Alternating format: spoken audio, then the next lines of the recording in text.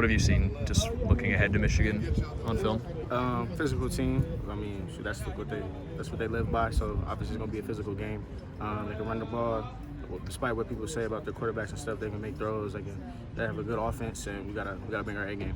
What kind of challenges does it bring to not exactly know what you're going to get from a quarterback who hasn't played a ton and especially hasn't thrown a ton in his college career? Yeah, we just have to prepare for everything. Just have eyes and ears open for anything. They're gonna have different formations, so we gotta be ready to communicate. It's gonna be kind of loud, so we gotta be ready for that too. So we got a lot to expect, and we're ready for it.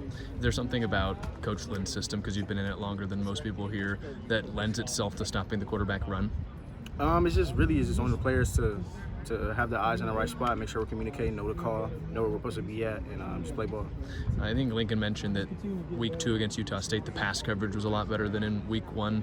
Did you go back through the bye week and notice anything that you thought lended itself to improvement in the pass coverage game?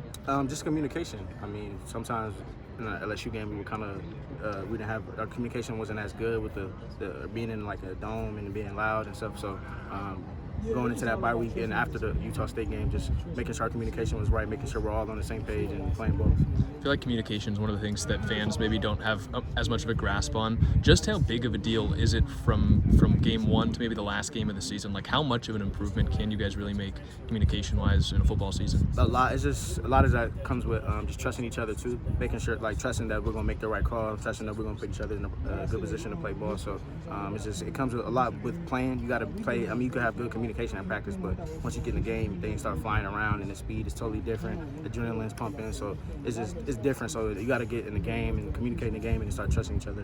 What's the toughest road atmosphere you've played in before? Probably Utah. Utah was pretty loud. Yeah, I'll say Utah. What'd you learn from that experience about playing a defense against obviously a good offense that Utah? It's kind of similar to Michigan, but in such a hostile environment where it's really loud. Yeah, there's gonna be momentum swings, and you got to just line up and play the next play. I mean, on defense, crowd doesn't affect us as much unless you give up a play or something, but it still plays a factor. So just communicate and make sure we're all on the same page. Is there a team that you've played or remember game planning before that you can kind of compare to this Michigan offense? No, nah, I wouldn't say we could. I would say they're different, and just like Big Ten is different than Pac-12, so I would say they're different. I don't really think I could compare them to someone else. How confident do you feel in your game in guarding tight ends? Is that something that you feel like you've had extensive experience at doing in college? I mean, yeah. I mean, most of the time I'm guarding slots, so it's definitely a change up when you get on a tight end. They're more pushy, a little stronger, obviously. So it's definitely different, but I am comfortable doing it. Do you have to change anything in the way you approach maybe a small, shifty slot receiver as opposed to a big tight end that can also move? For sure. I mean, with a big tight end, you got to slow your speed down. Sometimes when you get a slot, they're pushing your pedal and they're taking a lot of your ground. So you're fast on your pedal. But with a tight end, sometimes they might not take as much space. So you got to slow your pedal down and be aggressive at the top of the road. What have you noticed from the Michigan running backs on film? Physical, speed. They could run in between the tackles. They can run outside the tackles. They can catch out the backfield. So they can do it all. So they're very balanced, and both of them they have a nice 1-2 punch. So we got to tackle in space too. This week going into this game, can you compare kind of the feeling defensively to going into the season? Now that you have a couple games sort of under your belt, just how you guys feel as a defense?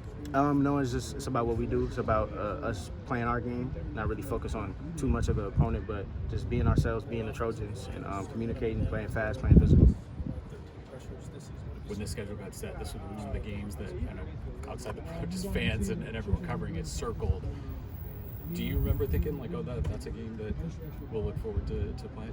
I mean, yeah, being the defending national champions, obviously everyone's gonna get there. Everyone's gonna play them tough, but everyone's seen our schedule. We have a tough schedule, so really it's just week by week. We gotta be locked in on our opponent and take it week by week. Last one. Has it surprised you at all just how quickly this defense has come together and how immediate it's been for you guys? I would say it's been a long road. I would say, especially from spring to now. A lot of growth, especially in a lot of chemistry being joined together through the spring and now from fall camp and then now to the season. So it's been a long way, but for sure we have came a long way, and the communication has gotten a lot better. and I would say we for sure came together as a unit.